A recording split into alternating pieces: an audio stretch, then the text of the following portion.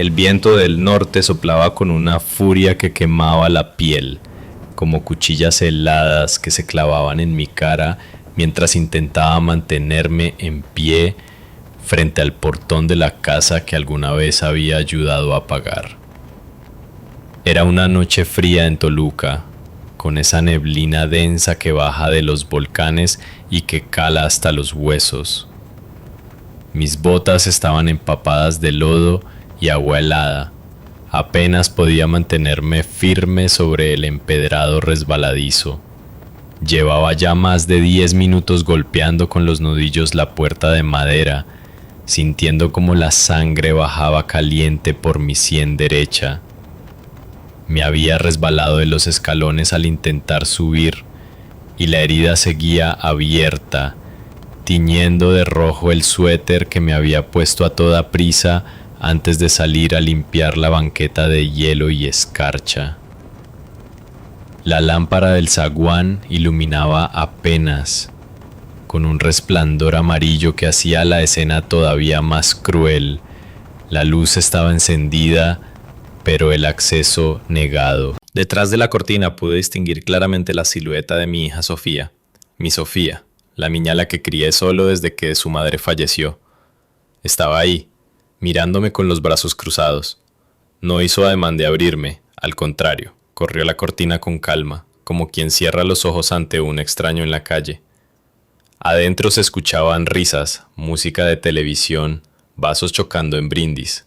El calor y la vida estaban a solo unos metros, separados de mí por una puerta que ella misma había decidido mantener cerrada. El aire frío me cortaba los labios, el corazón me pesaba. No entendía cómo habíamos llegado hasta ese punto, pero no había tiempo para reflexionar. Necesitaba entrar. Necesitaba a mi familia. De pronto la puerta lateral, la que da al pasillo de servicio, se entreabrió apenas. Me sostuve en el marco, casi cayendo hacia adentro, con la esperanza de ver a mi hija arrepentida. Pero no era ella. Era su esposo, Diego. Me miró de arriba a abajo con esa sonrisa torcida que nunca he podido soportar. La abrió solo lo suficiente para que sus palabras se escaparan con el humo de su cigarro. «Regrésese a donde vino, don Rogelio. Usted se lo buscó». Su voz era firme, cortante, a ver si así aprendí a tratar mejor a mi mujer.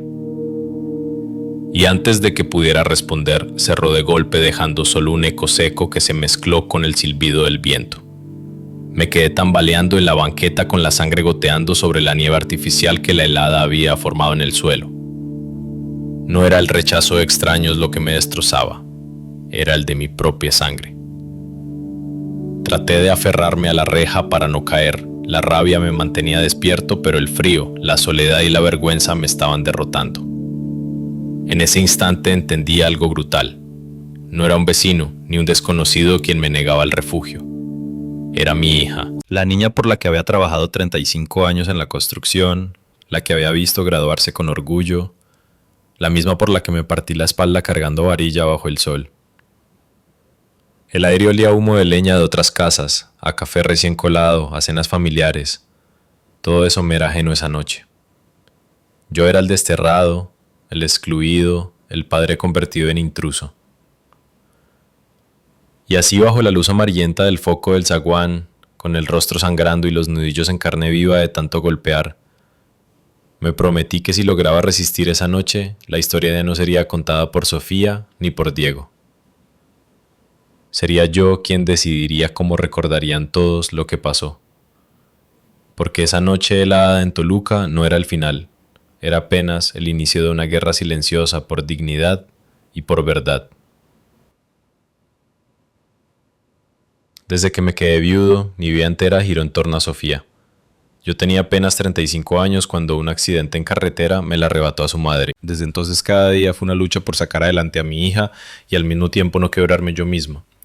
Trabajé décadas en la construcción, bajo sol, polvo y lluvia, subido en andamios, mezclando cemento, cargando bultos de cal. Todo lo que ganaba lo guardaba para ella. Nunca hubo lujos, pero tampoco le faltó nada. Escuela particular, uniformes nuevos, útiles, lo necesario para que se sintiera segura. Con orgullo pagué cada peso de su universidad en la Ciudad de México. Recuerdo el día de su graduación. Sofía con toga y birrete, sonriendo frente al ángel de la independencia, mientras yo apenas podía contener las lágrimas. Todo valió la pena, pensé en ese momento. Incluso su boda fue financiada en gran parte por mí. Vendí el coche viejo, pedí prestado y hasta retiré de mis ahorros para completar el banquete en el salón de fiestas. Sofía se veía hermosa entrando del brazo de su tío, porque yo quise quedarme al margen para no robarle protagonismo. Y cuando ella y Diego buscaban dónde vivir, fui yo quien les prestó dinero para el enganche de esa misma casa que ahora me cerraba sus puertas. Pero con el tiempo empezaron a crecer las espinas.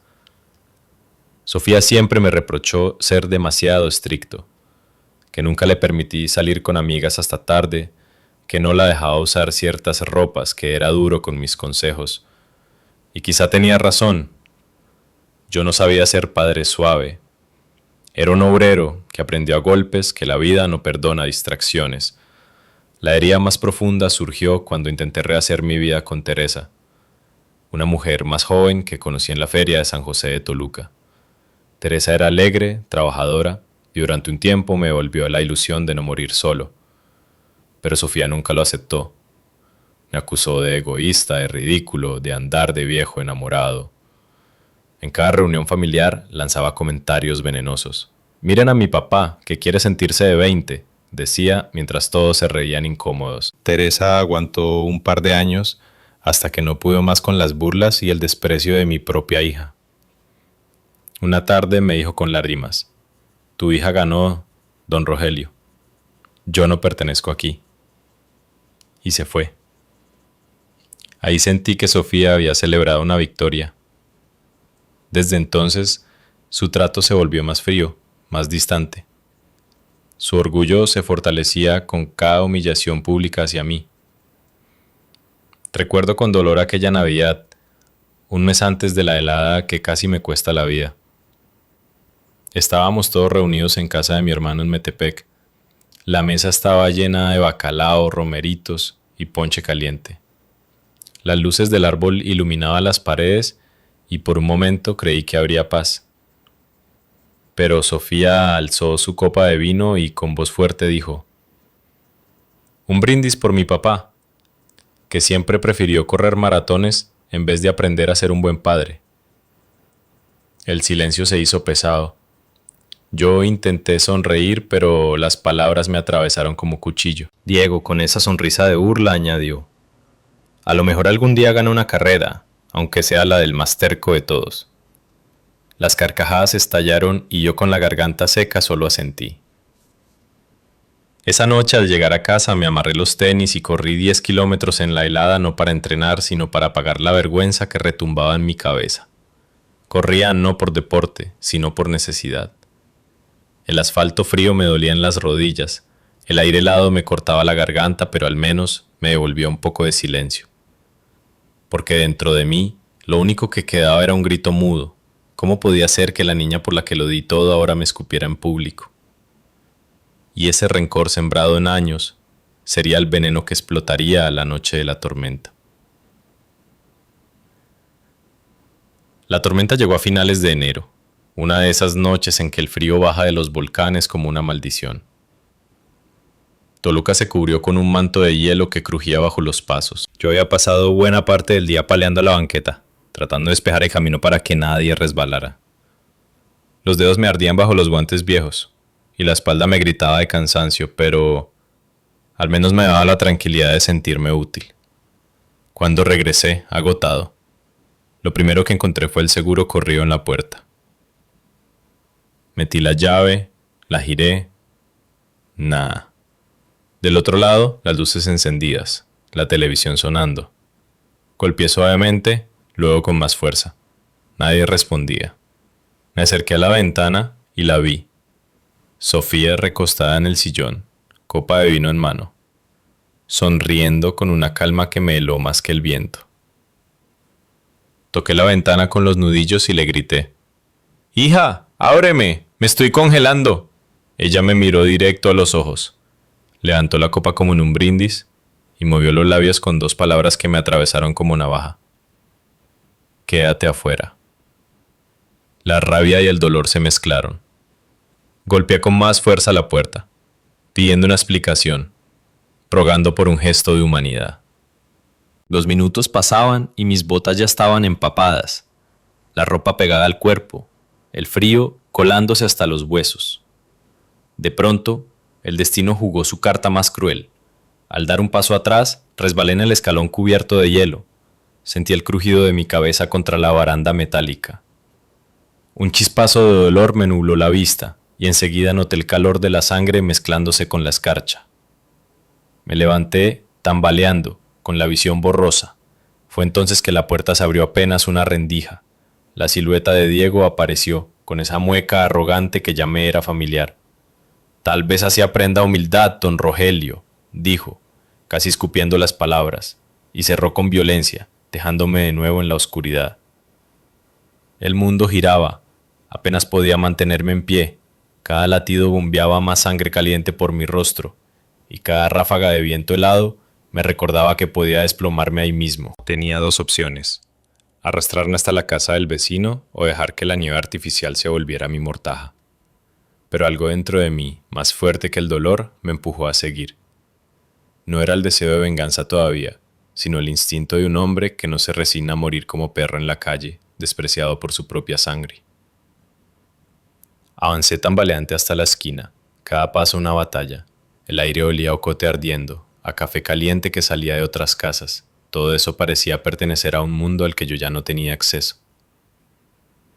Me detuve, respirando con dificultad, y vi de nuevo las luces de la casa de Sofía, esa casa que había ayudado a levantar con mis propios ahorros, esa casa que ahora me negaba.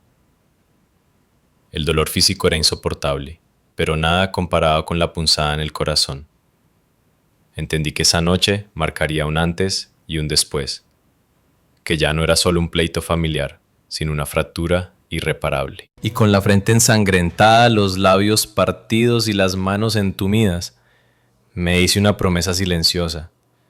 Si sobrevivía, ya no me quedaría callado nunca más. La tormenta se cernía sobre Toluca, pero en mi interior empezaba a gestarse otra tormenta, más feroz, más peligrosa. La de un padre que había sido traicionado por su propia hija. Tropecé hasta llegar a la esquina, apenas sosteniéndome en las bardas vecinas. La vista me fallaba. Veía luces que se alargaban como velas derretidas. El frío se mezclaba con la sangre y cada paso parecía el último. Intenté llegar al zaguán del señor Rogelio, mi compadre de antaño, pero no hubo respuesta a mis golpes torpes. Quizá ya dormía, quizá no escuchó. Fue entonces que una voz femenina me detuvo. «¡Virgen Santísima! ¿Qué le pasó, don Rogelio?». Era doña Carmen Álvarez, la vecina de enfrente, una mujer recia, de esas que siempre tienen un rebozo en los hombros y el corazón dispuesto a ayudar. Corrió hacia mí, me sostuvo del brazo y casi me arrastró hasta su cocina. El olor a frijoles recién refritos y canela me envolvió como un abrazo que no me daba mi propia hija. «Siéntese aquí en la silla, rápido. Ay, Dios mío, está empapado en sangre», decía, mientras buscaba servilletas, agua oxigenada y gritaba a su nieto para que marcara el 911. La madera del respaldo se sentía tibia comparada con la banqueta helada. Apenas podía articular palabras, pero alcancé a murmurar. Fue «Sofía, no me quiso abrir». Doña Carmen me miró con los ojos abiertos de par en par, como si hubiera escuchado una blasfemia. «¿Cómo cree? Su propia hija. No, no puede ser». Pero era, y ella lo confirmaría en minutos. Mientras presionaba un trapo contra mi herida, los paramédicos llegaron con sus chalecos fluorescentes. Me revisaron el pulso, limpiaron la sangre y uno de ellos murmuró algo de lesión grave, posible fractura. Doña Carmen no se quedó callada. «Apúrenle, muchachos, que este hombre se me está desangrando, y todo por culpa de los de allá enfrente que no quisieron abrir». Los uniformados se miraron entre ellos. Uno de ellos, al escuchar eso, frunció el ceño. Era evidente que no era un accidente común. Había testigos. Había un acto de desprecio deliberado. Mientras me subían a la camilla, todavía alcancé a ver cómo doña Carmen, valiente como pocas, entraba a mi casa sin pedir permiso, empujando la puerta que Diego había cerrado minutos antes. Al salir, gritó: «Ya basta, Sofía, esto es inhumano». Ese grito quedó grabado en mi memoria, más fuerte que las sirenas de la ambulancia. En el hospital me cosieron la frente con varios puntos. Los doctores hablaban de traumatismo moderado y necesidad de observación. Yo apenas escuchaba. Mi mente estaba fija en lo mismo. Ahora había pruebas, testigos, palabras que no podían borrarse. Cuando la policía llegó a tomar declaración, me costó sostener la pluma para firmar, pero lo hice. Por primera vez, no era solo mi palabra contra la de Sofía. Había un vecino, un testimonio, un acto de bondad que se convertía en mi salvación. Esa noche, acostado en la cama blanca y fría del hospital, con el sonido de las máquinas a mi alrededor, juré algo en silencio. Si mi propia hija había decidido mostrarle al mundo su crueldad, yo me encargaría de que todos lo supieran. Lo que había comenzado como un abandono en la helada de Toluca estaba a punto de convertirse en un ajuste de cuentas frente a toda la familia. Y en lo más profundo de mi pecho, mientras me vencía el sueño por la anestesia, una idea se repetía: ya no hay vuelta atrás.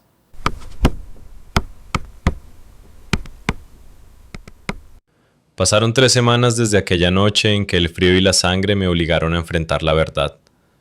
3 semanas de curaciones, de dolores en la cabeza que me recordaban cada instante lo que había ocurrido. 3 semanas en las que Sofía y Diego no me visitaron ni una sola vez en el hospital. Ni una llamada, ni una flor, nada. En cambio, doña Carmen Álvarez estuvo ahí, llevándome caldo de pollo, velando mi descanso, defendiendo a mi dignidad cuando los médicos preguntaban si había familia que respondiera por mí. «Yo lo acompaño, doctor, porque no está solo», repetía.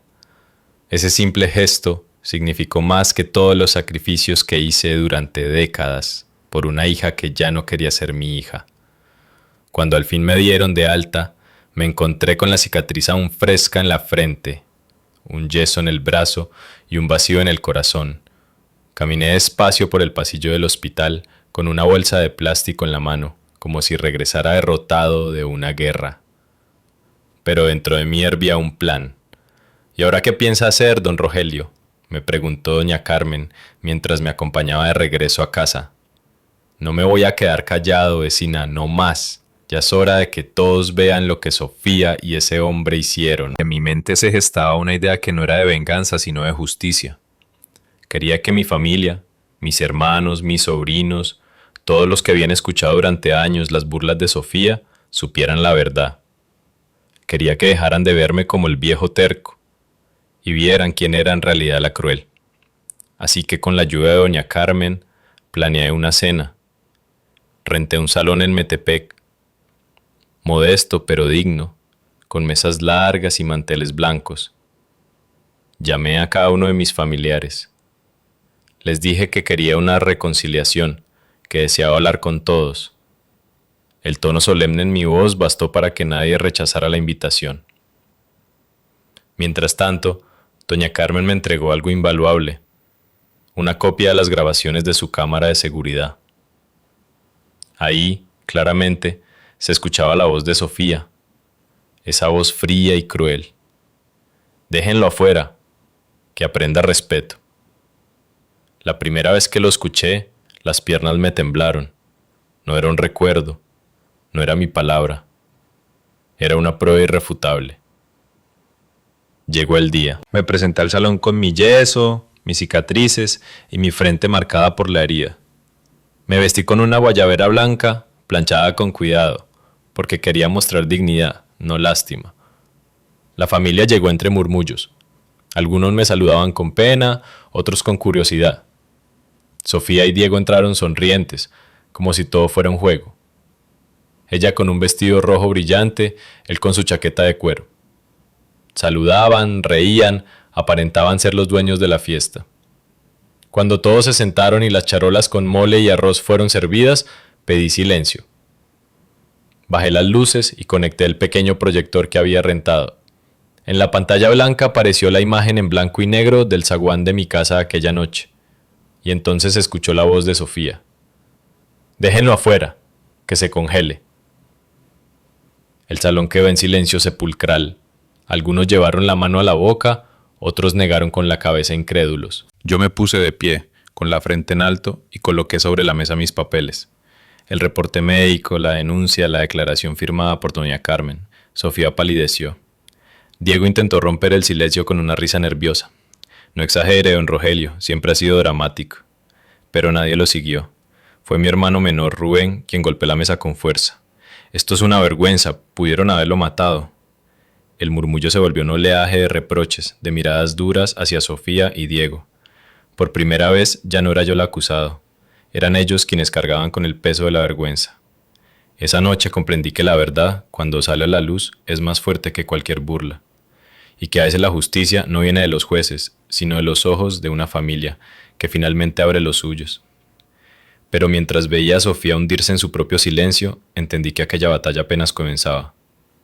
Los días posteriores a la cena se sintieron como un terremoto silencioso en la familia. Lo que antes era murmullo en mi contra, se convirtió en un vacío incómodo alrededor de Sofía y Diego.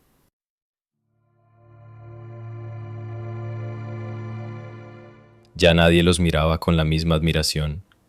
Donde antes recibían risas y halagos, ahora encontraban silencios pesados y cabezas agachadas. Mi sobrina Laura me llamó al día siguiente.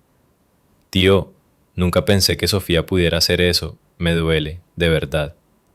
A mí me duele más, hija, respondí, pero era necesario que todos vieran quién es en realidad. Las noticias corrieron rápido entre primos, tíos y hasta vecinos. En Toluca no se puede ocultar un escándalo familiar. En la plaza, en la iglesia, en la fonda de la esquina, todos comentaban.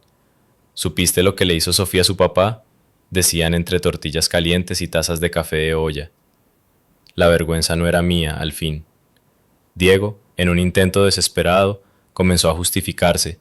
Me enteré que en la cantina La Herradura contaba que yo siempre había sido un tirano, que merecía una lección, pero nadie le creía. Su tono era más de soberbia que de verdad. Mientras tanto yo intentaba recuperar mi vida. Me mudé a un pequeño departamento cerca del río Verdiguel. Desde la ventana veía pasar a los niños en bicicleta, escuchaba el pregón del tamalero por las mañanas y por primera vez en mucho tiempo respiraba paz. El departamento era modesto, con paredes pintadas de blanco y un crucifijo colgado en la sala que me regaló doña Carmen. Para que nunca olvide que no está solo, me dijo. El entrenamiento para el maratón, que había quedado en pausa, volvió poco a poco. Al inicio apenas podía trotar unos metros. El brazo entablillado y la cicatriz en la frente me recordaban mis límites, pero cada paso era un símbolo. No corría para ganar medallas, corría porque cada kilómetro era un grito contra la derrota. La familia, aunque dividida, comenzó a acercarse más a mí. Rubén venía los domingos con pan de yema y chocolate. Mis sobrinos me ayudaban a instalar el tanque de gas o a cambiar un foco. Había un aire de reconciliación, como si hubieran comprendido que por años habían estado cegados por la manipulación de Sofía. Pero ella no se rendía. Una tarde recibí una llamada de un número desconocido. Al contestar, escuché su voz cargada de rencor. «Papá, ¿qué ganas con exhibirme? ¿Quieres verme arruinada?» Guardé silencio unos segundos antes de responder. «No, Sofía. Lo único que quiero es que reconozcas lo que hiciste». «¿Y tú reconociste alguna vez tus errores?» Me lanzó como un dardo y colgó. Esa frase me dejó pensativo. Sí, ya había sido estricto, a veces duro. Tal vez mis manos callosas nunca aprendieron a acariciar con ternura. Pero nada justificaba lo que ella y Diego hicieron. La diferencia era clara. Mis errores nunca tuvieron la intención de destruirla, los suyos casi me matan. El eco de esa llamada se quedó rondando en mi mente mientras seguía entrenando. Cada paso en la pista del estadio universitario era también una respuesta. No iba a dejar que la culpa me doblara. La herida en la familia estaba abierta y yo sabía que el siguiente movimiento de Sofía y Diego sería más oscuro. Porque cuando alguien que vive de la burla pierde el escenario, lo único que le queda es la furia.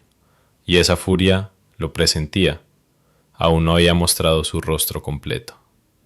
La calma en mi nuevo departamento duró poco. Apenas había comenzado a acostumbrarme al silencio y a la libertad de abrir mi propia puerta sin miedo, cuando llegó el contraataque de Sofía y Diego. Primero fueron los rumores. En la colonia se empezó a decir que yo estaba inventando todo, que había manipulado a la pobre doña Carmen para que testificara a mi favor. Don Rogelio siempre fue un hombre duro, hasta golpeador con la muchacha, murmuraban algunas vecinas en el mercado. Seguramente palabras sembradas por Sofía. Una tarde, mientras compraba naranjas en la frutería de Don Toño, escuché a dos señoras cuchicheando. Dicen que al señor lo corrieron, por borracho y maltratador. Sentí la sangre hervir, me acerqué y les dije con firmeza: yo no necesito defenderme con chismes, mi frente habla por mí, y señalé la cicatriz aún visible. Las señoras bajaron la mirada, apenadas. Sabía que era hora de Diego. Él siempre supo moverse en la calle, en las cantinas, en las pláticas donde los rumores se vuelven verdad aunque sean mentira. Quería voltearle la tortilla al asunto, que la víctima pareciera culpable, pero yo no estaba solo. Doña Carmen salió en mi defensa en misa dominical, frente al padre y a medio barrio. Con voz clara dijo: yo vi con mis propios ojos cómo lo dejaron sangrando afuera. No permitan que ahora lo ensucien con falsedades. Ese acto de valentía detuvo varias lenguas. Nadie se atrevía a contradecir a una mujer tan respetada en la comunidad. Aún así, Sofía no se quedaba tranquila. Una noche, mientras regresaba a entrenar en la pista, la encontré esperándome afuera del edificio. Llevaba un suéter gris y los ojos enrojecidos, como de no dormir. «Papá, tienes que parar con esto», me dijo, casi en un susurro. Yo no empecé nada, Sofía. Solo mostré la verdad. Ella apretó los labios y respondió: no entiendes, Diego está furioso. Dice que si sigues te va a hacer pagar. La amenaza no me sorprendió. De Diego podía esperar cualquier cosa. Pero lo que más me dolió fue ver a mi hija, la misma a la que cargué en hombros en la feria de San Isidro, convertida en cómplice de un hombre que me deseaba el mal. ¿Y tú, hija?, le pregunté con la voz quebrada. ¿De veras piensas seguir de su lado, aunque me cueste la vida? No respondió, solo bajó la mirada y se fue caminando entre la neblina. Esa noche no pude dormir, no por miedo, sino por la certeza de que la guerra ya no era solo de palabras ni de familia. Ahora había odio, verdadero odio. Y en México, cuando el odio se enciende, puede arrastrar a todos como incendio en pastizal seco. Me arrodillé frente al crucifijo de mi sala y recé como hacía años no lo hacía. Pedí fuerzas, pedí claridad, porque sabía que el próximo movimiento de Diego no sería un rumor ni una burla, sería algo mucho más peligroso. Y aunque mi cuerpo aún dolía de las heridas, dentro de mí comenzaba a crecer una llama, no de venganza, sino de resistencia, porque no iba a dejar que me arrebataran lo único que me quedaba, mi dignidad.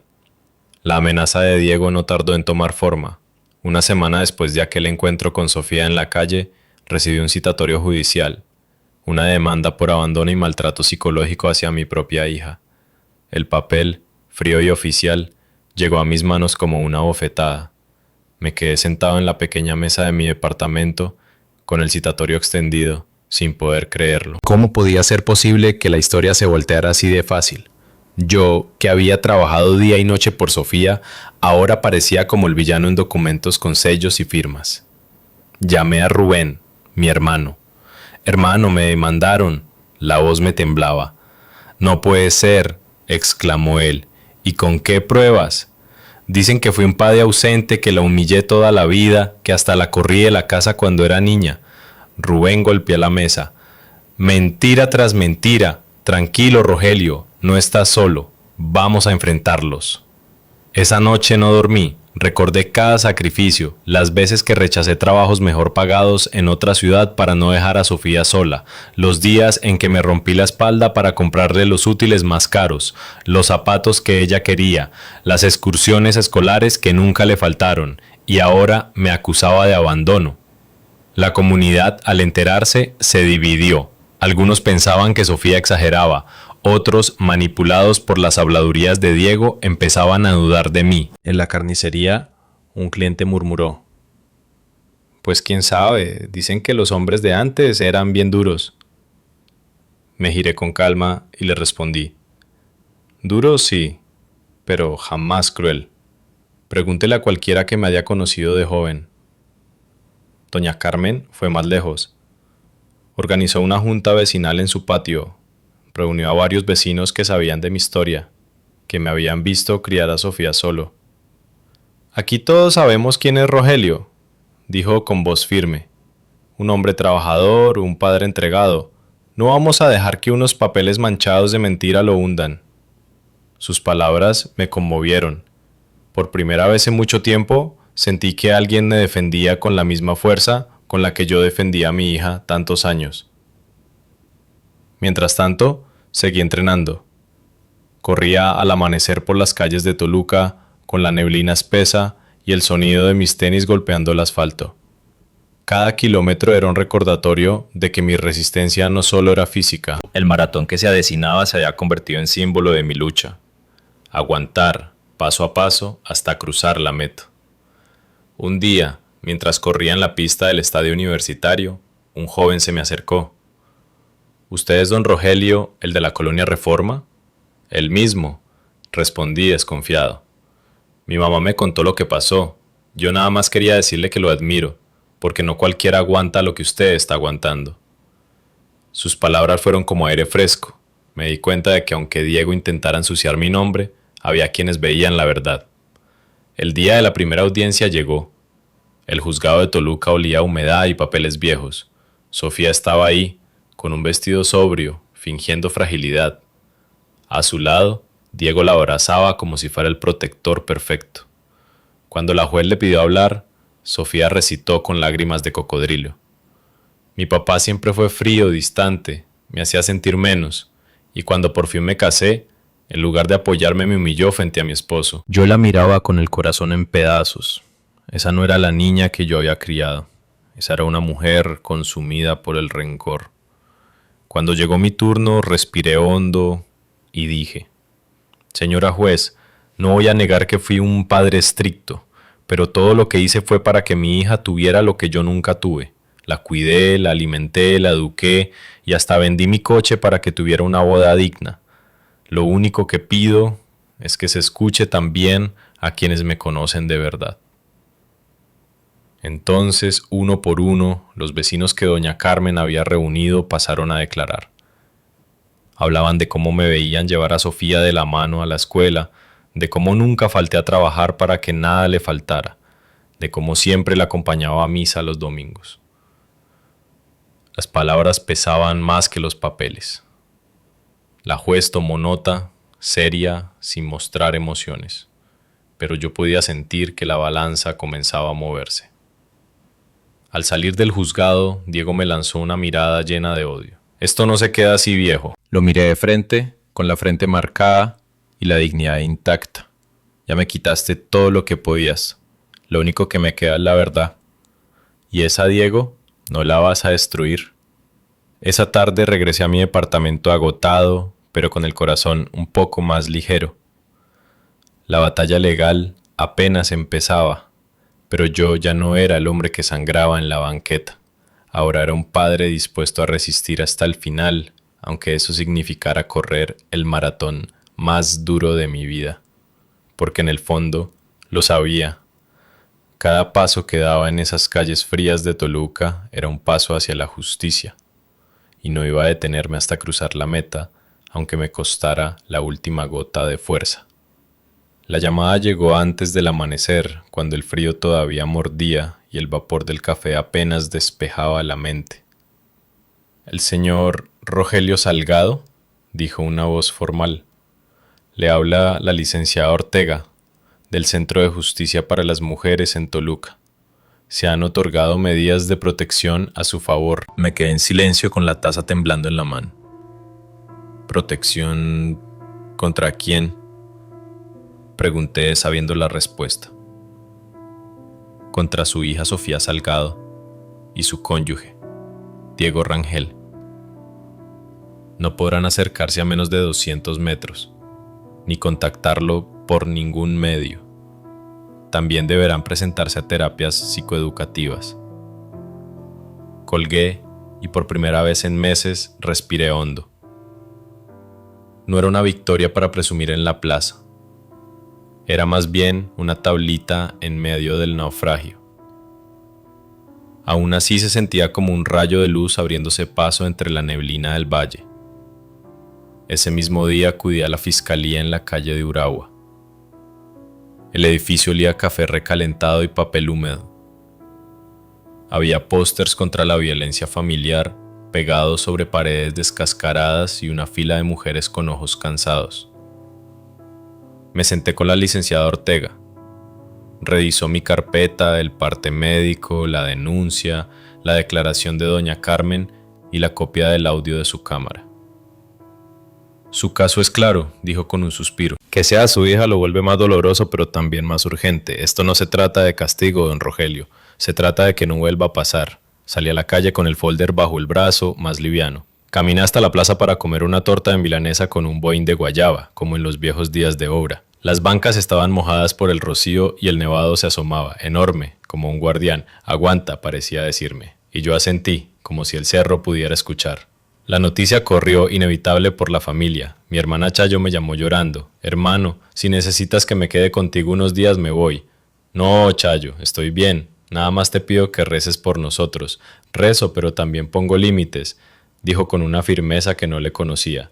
A Sofía ya le dije que no la voy a cubrir con mentiras. El domingo en la catedral la vi. Sofía entró tarde con un rebozo gris y la mirada clavada en el piso. Nos cruzamos de lejos durante la paz. Su mano no se alzó hacia mí, la mía tampoco. Fue un silencio que dijo más que cualquier sermón. Mientras tanto, seguí corriendo. La pista de la UAM me abrió paso con su tartán áspero, y cuando necesité aire nuevo me fui a la calzada del Pacífico, entre pinos y olor a tierra húmeda. Mis zancadas eran más cortas pero más firmes.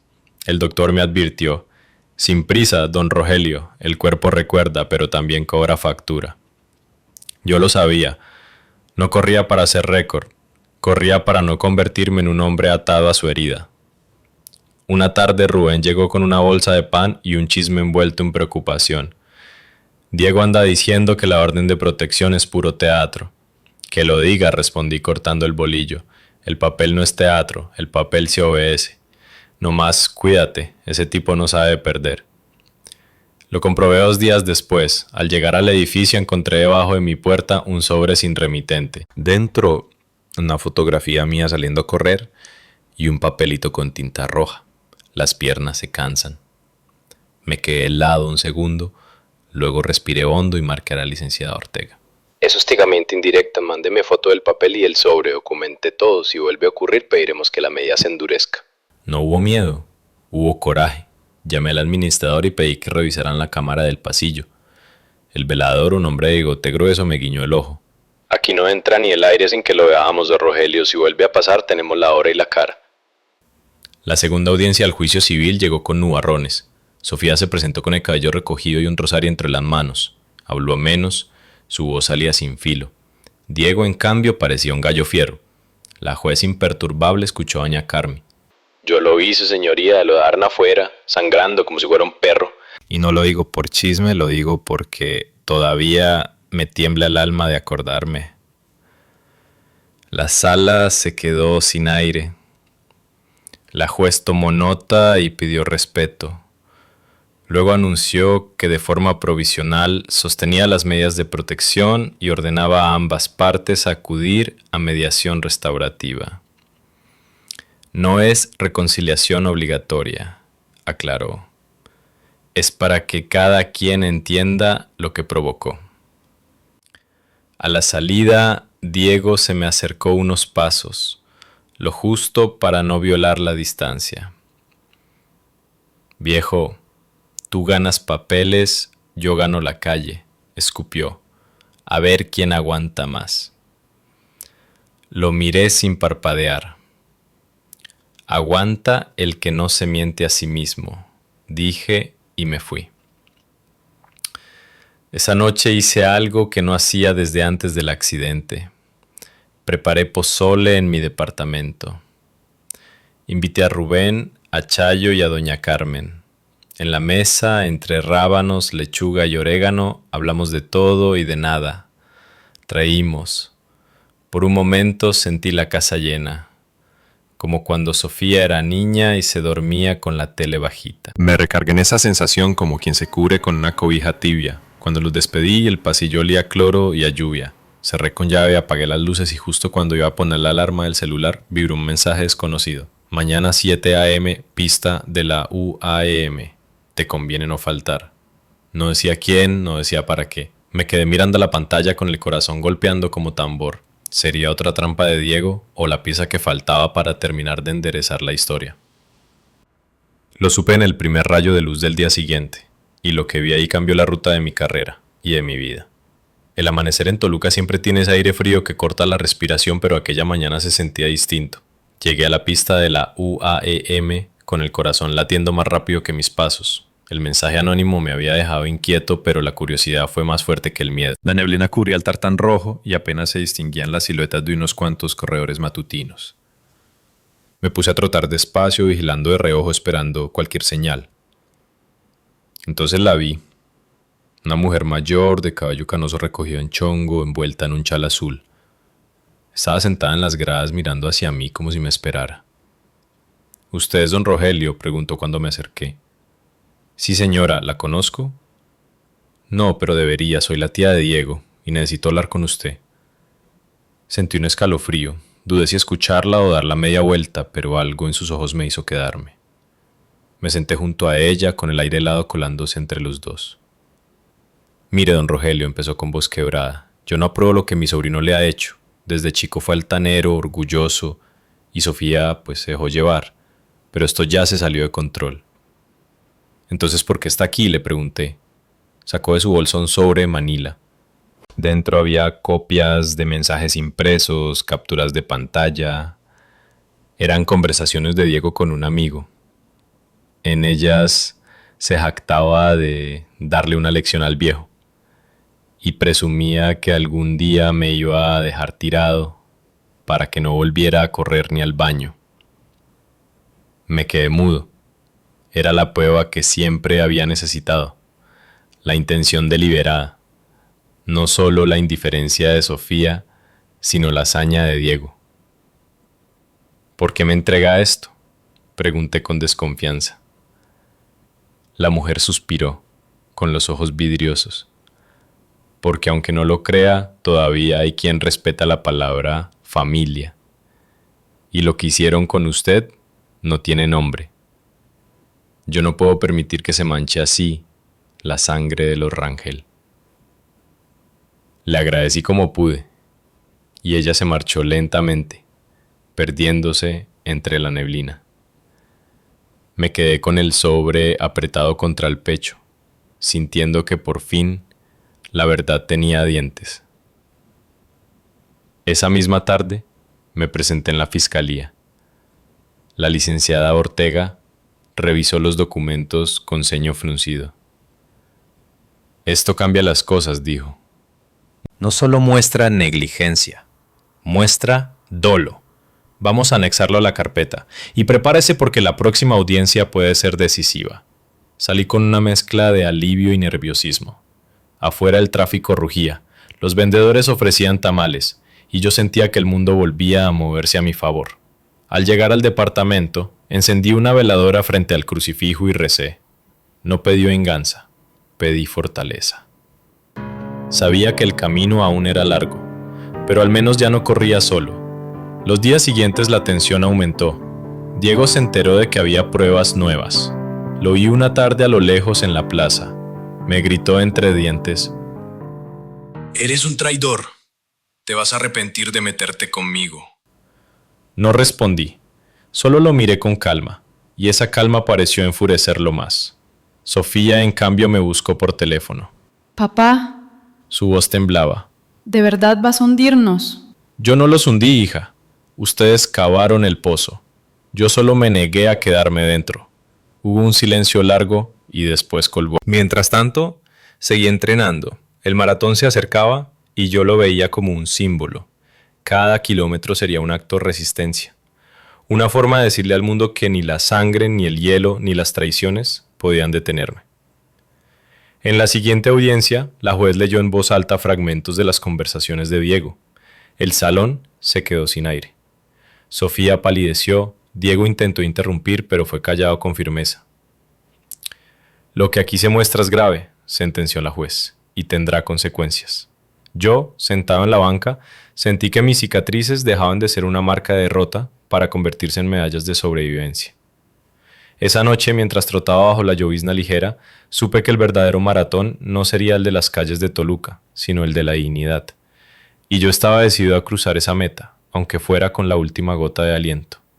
El eco de la última audiencia seguía retumbando en la familia. La voz de la juez leyendo los mensajes de Diego había sido como un cañonazo en medio de la sala. Nadie podía fingir ya que se trataba de un simple pleito doméstico. Era crueldad deliberada. Las reacciones no se hicieron esperar. Mis sobrinos me mandaban mensajes de apoyo. Ánimo, tío, ya casi se acaba esta pesadilla. Mis hermanos me buscaban para acompañarme a las audiencias. Hasta vecinos con los que apenas cruzaba palabra me saludaban con respeto en la plaza. Por primera vez en muchos años sentí que la comunidad estaba de mi lado. Pero al mismo tiempo, dentro de mí se agitaba una tormenta, porque si bien había pruebas contra Diego, lo que me desgarraba era Sofía. ¿Dónde había quedado la niña que me esperaba con los cuadernos abiertos, que me abrazaba cuando regresaba sudado de la obra? Esa Sofía ya no estaba. La que tenía enfrente era una mujer endurecida por el rencor, y no sabía si algún día volvería a mirarme con cariño. Una noche, después de entrenar, me detuve en la Basílica de Guadalupe, que está en el centro de Toluca. El templo estaba casi vacío, solo unas cuantas velas encendidas. Me arrodillé y hablé como no lo hacía desde la muerte de mi esposa. Madrecita, dame fuerza para perdonar, aunque no puedo olvidar. No quiero que mi corazón se pudra en odio, pero tampoco voy a dejar que me pisoteen más. Al salir sentí una paz extraña, como si alguien hubiera puesto la mano en mi hombro. El maratón se acercaba y con él un símbolo que todos en la colonia entendían. Cruzar la meta sería mostrarle a la vida que todavía estaba de pie. Mis entrenamientos ya no eran en solitario. Algunos jóvenes de la colonia empezaron a acompañarme. Me decían, Don Rogelio, échenos la mano con la resistencia. Y corríamos juntos por la Alameda compartiendo botellas de agua y chistes. La comunidad me adoptaba como ejemplo sin que yo lo pidiera. Diego, en cambio, cada día estaba más acorralado. Los rumores decían que había perdido clientes en su taller mecánico, que la gente ya no confiaba en él. Su soberbia se resquebrajaba, y cuando un hombre orgulloso pierde terreno, se vuelve más peligroso. Una tarde, mientras salía de la tienda de abarrotes, lo encontré frente a frente. Se acercó demasiado, rozando el límite de la orden judicial. Viejo, aunque la ley te proteja, acuérdate que la calle es mía, susurró con los dientes apretados. Lo miré fijo, con calma, y le respondí, la calle es de todos, Diego, y lo que sembraste ya está dando frutos. Se alejó furioso y yo comprendí que no iba a rendirse fácilmente. Sofía, por su parte, me buscó de nuevo, esta vez no para discutir, sino para llorar. Llegó a mi departamento un viernes por la tarde temblando como una niña. Papá, no sé cómo llegamos hasta aquí, yo solo quería que me entendieras. La miré con el corazón partido. Hija, yo puedo aceptar que me reclames, que me digas que fui duro, pero nunca voy a aceptar que me dejes sangrando en la calle. Eso no lo merecía nadie. Se tapó la cara con las manos. No la abracé, no porque no quisiera, sino porque todavía me dolía demasiado. Esa noche me quedé pensando en lo que vendría. El juicio seguiría, las consecuencias caerían sobre ellos, pero yo debía mantenerme firme. Porque la verdadera victoria no era que castigaran a Diego, ni que Sofía se avergonzara. La verdadera victoria era mantener mi dignidad intacta, seguir corriendo hacia mi meta sin dejar que el odio me rompiera el alma. El maratón estaba a menos de un mes, y cada entrenamiento lo sentía como un ensayo de vida. Dolor en las rodillas, falta de aire, cansancio acumulado, todo eso era parte de la ruta, pero la meta era más grande que mis heridas. y mientras corría bajo el cielo gris de Toluca, con el aire frío entrando en mis pulmones, entendí algo. Lo que me esperaba al cruzar esa línea no era solo un reconocimiento deportivo. Era la prueba de que, a pesar de todo, seguía de pie. El calendario avanzaba y el maratón estaba a la vuelta de la esquina. La ciudad entera se preparaba. Anuncios en postes, puestos de isotónicos en la Alameda, grupos de corredores practicando al amanecer. Para muchos era un evento deportivo. Para mí, era un juicio paralelo, un escenario donde demostraría que, pese a la traición y el dolor, todavía tenía la fuerza de levantar la frente.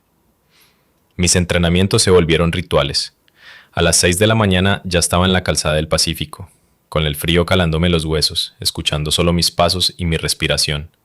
En cada zancada imaginaba las veces que Sofía me cerró la puerta, las carcajadas de Diego, la vergüenza de aquella Navidad, y en cada exhalación los expulsaba, como si fueran piedras en el camino. El día previo a la carrera me presenté a recoger mi número. Había decenas de jóvenes emocionados, parejas con camisetas a juego, familias enteras apoyando. Yo estaba solo, con una playera blanca y la cicatriz en la frente visible como un estandarte. Una voluntaria me sonrió al entregarme el kit. «Mucha suerte, don Rogelio. Se ve que usted corre con corazón». «Con corazón y con cicatrices», le respondí, y su sonrisa se ensanchó. Esa noche casi no dormí. Preparé mis tenis, mi número de corredor y una estampita de la Virgen que doña Carmen me había dado. «Para que no se le canse el alma», me dijo al entregármela. La puse en el bolsillo de mi short como si fuera un talismán. El amanecer del día del maratón fue helado. La plaza principal estaba abarrotada de corredores. Había música, tambores, gritos de ánimo. Entre la multitud reconocí a Rubén y a mi hermana Chayo agitando una cartulina. «Vamos, Rogelio, corre por tu dignidad». Me tembló la garganta. El disparo de salida resonó y todos comenzamos a movernos como un río humano. Los primeros kilómetros fueron fáciles, el cuerpo aún fresco. Pasé por calles que conocía de memoria. La Alameda, el mercado 16 de septiembre, los portales con olor a café y tamales. La gente aplaudía, ofrecía agua, gritaba nombres. A partir del kilómetro 15 el cansancio comenzó a morder. Mis piernas endurecieron, el aire quemaba en los pulmones. Pero cada vez que sentía que no podía más, recordaba la banqueta fría de aquella noche, la sangre escurriendo por mi sien, la puerta cerrada en mis narices. Y entonces un paso más. En el kilómetro 25 un grupo de jóvenes de la colonia corrió a mi lado un tramo. «Ánimo, don Rogelio, usted puede», me gritaban. Sus voces eran gasolina para mis piernas. El tramo final fue brutal. Mis rodillas parecían clavos, la visión se nublaba, pero la meta ya estaba cerca. Podía escuchar la música, las voces, el rugido de la multitud. Y entonces, como si el destino me pusiera una última prueba, vi a Sofía entre el público. No aplaudía, no sonreía, solo me miraba fijamente con los ojos llenos de lágrimas. No sé si fue reproche, arrepentimiento o nostalgia. Pero en ese instante comprendí algo. Correr no era para demostrarle nada a ella, ni a Diego, ni a la familia. Era para mí, para el hombre que había sobrevivido a la traición, al hielo, a la humillación. Crucé la meta con los brazos en alto, sin importar el tiempo ni la posición. No era un ganador en el sentido deportivo, pero sí en el más profundo. Había corrido contra el abandono, contra la mentira, contra la sombra de mi propia sangre, y seguía en pie. Me entregaron la medalla y me la colgué como quien se pone una coraza. Rubén me abrazó con lágrimas en los ojos. «Lo lograste, hermano, lo lograste». Sonreí, agotado pero vivo, porque ese día entendí que la vida es un maratón extraño, lleno de caídas, heridas y puertas cerradas. Pero mientras uno tenga el valor de seguir corriendo, la dignidad siempre espera al otro lado de la meta. La medalla del maratón colgaba en la pared de mi departamento como un testimonio silencioso. No era de oro ni de plata, pero para mí significaba más que cualquier trofeo. Era la prueba de que había resistido. Sin embargo, fuera de mis paredes seguía la otra carrera, la que no se corría con tenis, sino con papeles, testigos y jueces. Después de la carrera, comenzaron a llegarme mensajes inesperados. Una vecina que casi no me hablaba me escribió: Don Rogelio, vi la transmisión del maratón. Usted es un ejemplo. Mis hijos preguntan por qué corría con la frente marcada y les conté la verdad. Otro mensaje vino de un viejo compañero de obra. Hermano, me enteré de lo de tu hija. Qué injusto, pero qué orgullo verte llegar a la meta. La historia ya no era solo mía. Empezaba a convertirse en un relato que circulaba en la comunidad. El del hombre traicionado que no se dejó vencer. Eso para Diego era intolerable. Una tarde, mientras tomaba un café en la fonda de Doña Tere, lo vi pasar con dos de sus compadres. Se detuvo en la entrada y dijo lo suficientemente alto para que todos lo escucharan: Mírenlo, el gran mártir de Toluca. Corre maratones, pero no supo correr una familia. Algunos clientes bajaron la vista, otros fingieron no escuchar. Yo terminé mi café despacio, me levanté y le respondí con calma: Prefiero correr maratones que correr de mis responsabilidades, Diego. Tú deberías intentarlo algún día. El silencio que quedó tras mi respuesta fue más fuerte que un golpe. Diego se alejó mascullando insultos. En paralelo, Sofía empezó a mostrar grietas. Mi hermana Chayo me contó que la había visto en el mercado, comprando verduras con los ojos hinchados. Ya no es la misma, hermano, me dijo. Se la nota cansada, como si cargara un costal de piedras. Yo la escuchaba en silencio, porque aunque todavía me dolía, una parte de mí quería creer que mi hija podía recapacitar. La siguiente audiencia judicial fue distinta. Sofía llegó sola sin Diego. Vestía sencillo, el cabello recogido y una expresión apagada. Cuando la juez le pidió hablar, su voz no fue de ataque, sino de duda. No quiero seguir peleando contra mi papá, dijo. Solo quiero paz. Mi corazón se agitó. No era una reconciliación, pero era un resquicio de humanidad. Diego, al enterarse, explotó. Lo supe porque esa misma noche dejó un mensaje de voz en mi celular, lleno de insultos y amenazas. Lo borré, pero no sin antes guardarlo como prueba. Mientras tanto, mi vida diaria retomaba pequeños placeres. Caminaba al tianguis de los lunes a comprar fruta fresca. Platicaba con los jóvenes corredores que ahora me saludaban como Don Maratonista. Y pasaba tardes tranquilas en la banca del río Verdiguel, viendo a los niños jugar. Era como si la ciudad, que antes me resultaba hostil, ahora me devolviera un poco de calor. Sin embargo, el peligro seguía latente. Una noche escuché pasos en el pasillo de mi edificio y luego golpes secos en mi puerta. Abrí despacio y no había nadie, solo un grafiti pintado con aerosol negro. Viejo terco. Lo limpié con paciencia, sin dar parte a la policía. No quería mostrar debilidad, pero sí entendí que Diego aún tenía cuentas que cobrar. Me refugié en mis entrenamientos. Cada zancada era un escudo, cada gota de sudor una forma de expulsar la rabia. En el kilómetro de la resistencia personal encontré un nuevo motor. No solo corría por mí, sino por todos los que alguna vez fueron silenciados por su propia familia. Una tarde de domingo, Rubén me llevó al panteón a visitar la tumba de mi esposa. Nos quedamos en silencio frente a la lápida. Finalmente le dije: si ella estuviera viva, esto nunca habría pasado. O quizás sí, respondió Rubén. Pero al menos no lo habrías enfrentado solo. Sus palabras me dejaron pensando toda la noche. Comprendí que aunque había cargado el peso de ser padre y madre, también había cometido errores. Tal vez nunca supe demostrar ternura, pero lo que estaba claro era que nada justificaba la crueldad que Sofía y Diego ejercieron. El juicio avanzaba hacia su final y con él se acercaba la última oportunidad de poner toda la verdad sobre la mesa. Yo estaba listo. Había corrido maratones, soportado el hielo, el dolor y la humillación. Ahora solo me quedaba un tramo más por recorrer, el de la justicia definitiva. La sala del juzgado estaba llena aquella mañana. El eco de los pasos sobre el piso de mármol se mezclaba con el murmullo de familiares, abogados y curiosos. Yo me senté en la primer fila, con la medalla del maratón guardada en el bolsillo de mi saco, como si fuera un amuleto invisible. No era un juicio cualquiera, era la audiencia final.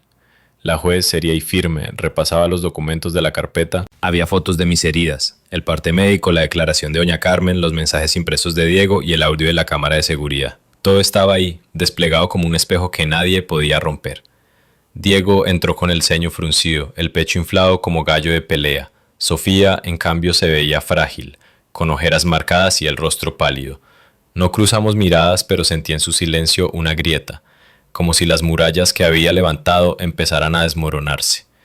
El fiscal tomó la palabra y, con voz clara, expuso el caso. Aquí no se trata de un simple pleito familiar. Se trata de un hombre que fue abandonado en condiciones que pusieron en riesgo su vida. Se trata de dolo, de desprecio, de violencia emocional y física. Diego intentó interrumpir golpeando la mesa. Mentiras, ese viejo siempre fue un tirano. La juez lo calló con un golpe seco del mazo. Guarde silencio o lo saco de la sala. Cuando me tocó hablar, me levanté despacio. Las cicatrices en mi rostro hablaban por sí solas, pero aún así respiré hondo. Yo no vine aquí a pedir venganza, dije mirando a los presentes. Vine a que se sepa la verdad. Crié a mi hija solo, con mis errores sí, pero también con todo mi esfuerzo. El hombre que está a su lado la convenció de odiarme y juntos me dejaron tirado en la calle. Lo único que pido es que la justicia no se haga de la vista gorda. La juez asintió y me pidió sentarme. Luego miró a Sofía. Señora Salgado, ¿desea decir algo antes de que dicte resolución? Hubo un silencio pesado. Sofía se levantó con las manos temblorosas. Yo titubeó. Yo sí lo dejé afuera, no puedo negarlo. Me dolía tanto lo que sentía hacia mi papá que pensé que lo merecía. Pero verlo sangrar esa noche... Su voz se quebró. Me persigue hasta hoy. Un murmullo recorrió la sala. La juez la dejó hablar. Acepto mi responsabilidad. No quiero justificarme más. Solo quiero decir que me equivoqué y que aunque no sé si él pueda perdonarme, yo voy a cargar con esta culpa siempre. Sus palabras me atravesaron como un cuchillo, pero también como un bálsamo. Era la primera vez que escuchaba de su boca un reconocimiento. La juez respiró hondo y dictó la resolución. Medidas de restricción permanentes, obligación de terapia psicológica para ambos, trabajos comunitarios para Diego y Sofía, y la advertencia de que cualquier incumplimiento tendría consecuencias penales.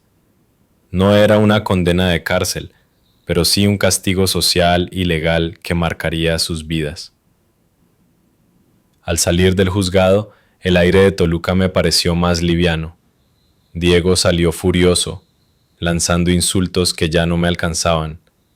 Sofía salió en silencio, con lágrimas que no borraban sus actos, pero que mostraban al menos un inicio de arrepentimiento. Rubén me abrazó fuerte. «Hermano, ganaste». Negué con la cabeza. «No, Rubén, aquí nadie gana, pero al menos la verdad ya no está escondida». Esa noche regresé a mi departamento, encendí la veladora frente al crucifijo y colgué la resolución junto a mi medalla del maratón. Una era la victoria del cuerpo, la otra de la dignidad, y mientras miraba ambas comprendí que el camino todavía no había terminado. Quedaban cicatrices, silencios y distancias que tal vez nunca se cerrarían. Pero lo que sí había recuperado era lo esencial, la certeza de que no estaba derrotado. Los días posteriores al juicio se sintieron como un respiro después de una tormenta que casi arranca los cimientos de la casa. Por primera vez en mucho tiempo, dormí sin sobresaltos, sin esperar golpes en la puerta ni amenazas escondidas bajo el tapete. El documento de la juez estaba enmarcado junto a la medalla del maratón como recordatorio de que había sobrevivido a 2 batallas, la del cuerpo y la de la dignidad. La colonia poco a poco dejó de hablar en susurros. En la fonda Doña Tere me ofrecían el primer café sin cobrar, los vecinos me saludaban con palmadas en el hombro y los niños que me veían correr me gritaban: «Échale, don Rogelio, usted se aguanta». Ese apoyo me daba fuerza, pero dentro de mí seguía una espina: Sofía. Su declaración en el juicio, aceptando la culpa, había abierto una grieta en la coraza de rencor que llevaba años cargando. No era perdón, ni mucho menos reconciliación, pero era un inicio. Un sábado, mientras regaba las macetas de mi pequeño balcón, escuché un timbre tímido. Abrí la puerta y ahí estaba ella, con una bolsa de pan dulce en las manos. ¿Puedo pasar, papá?, preguntó con la voz apenas audible. La dejé entrar. El silencio se hizo pesado, solo roto por el aroma del café que preparé. Nos sentamos frente a frente, como dos desconocidos que se estudian. No vengo a justificarme, dijo al fin. Sé lo que hice y sé que te marqué de por vida. Solo quería decirte que estoy intentando cambiar. La terapia que me mandaron me hace ver cosas que nunca quise admitir. La miré con el corazón encogido. Vi en sus ojos la niña que alguna vez me pidió ayuda con las tablas de multiplicar. La joven que lloraba al no pasar un examen de la universidad. Y al mismo tiempo vi a la mujer que me dejó sangrando en la banqueta. No sé si pueda perdonarte, hija, le dije con honestidad. Pero tampoco quiero morirme con este rencor en el pecho. Sofía bajó la mirada y jugó nerviosa con el vaso. No te pido perdón todavía. Solo quiero que sepas que lo estoy intentando. La acompañé hasta la puerta. Antes de irse me abrazó de manera torpe, como si no supiera si estaba permitido. Yo no respondí de inmediato, pero tampoco la rechacé. Fue un abrazo breve, pero suficiente para dejar en el aire una semilla. Esa noche, mientras trotaba por la alameda bajo la luz amarilla de los faroles, pensé en lo extraño de la vida. Podía correr kilómetros y kilómetros sin rendirme.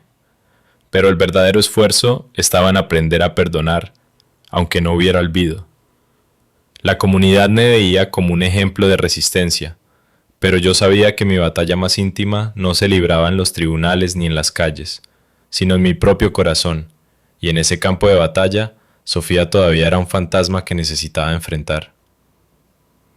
La orden de restricción seguía en pie, las consecuencias legales ya habían marcado un camino, pero la sangre, por mal manchada que estuviera, seguía siendo sangre. Y en el México que me formó, la familia es raíz.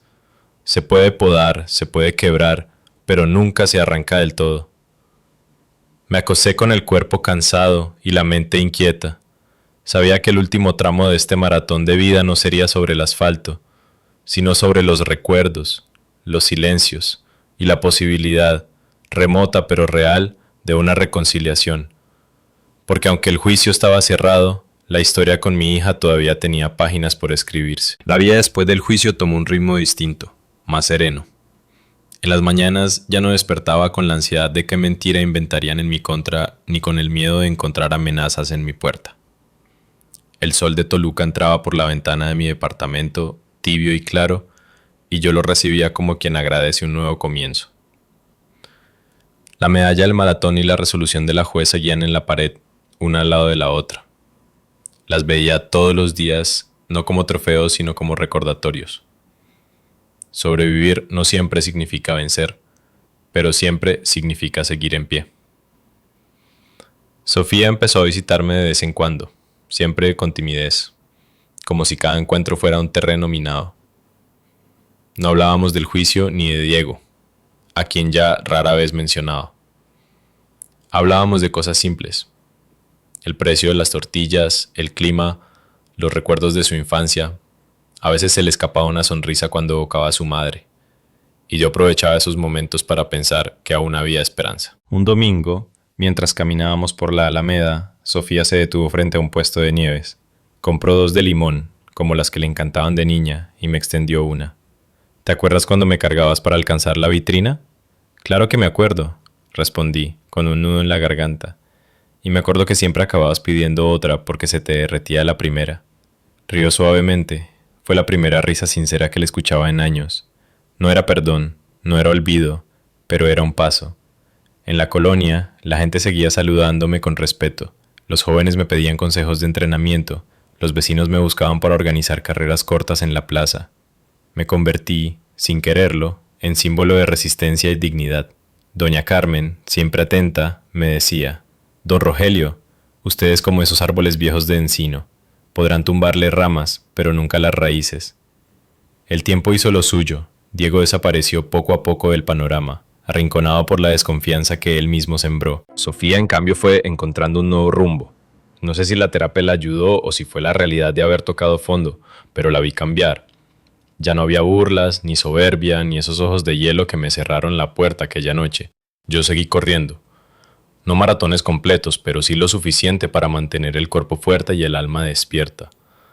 Cada paso era un recordatorio de que, aunque la vida me había herido, no me había detenido. Una mañana de otoño crucé la meta de otra carrera local. Nada espectacular, apenas unos 10 kilómetros. Pero al recibir la medalla y levantar la vista, la vi a ella entre el público, aplaudiendo. No había pancartas, no había gritos, solo sus palmas marcando un ritmo tímido pero real. Nuestros ojos se encontraron y por primera vez no sentí rabia ni tristeza, sentí simplemente paz. Al llegar a casa encendí la veladora frente al crucifijo. Gracias, susurré. Porque aunque regresé sangrando aquella noche helada, hoy regreso de pie, más fuerte. La historia ya no me pertenecía solo a mí, era de todos los que me habían visto caer y levantarme, de los que habían aprendido que la dignidad no se negocia, de los que entendieron que la familia puede romperte pero también puede darte la oportunidad de sanar. Y así, con la cicatriz en la frente y el corazón menos pesado, supe que había cruzado la última meta, la de contar mi historia con la frente en alto.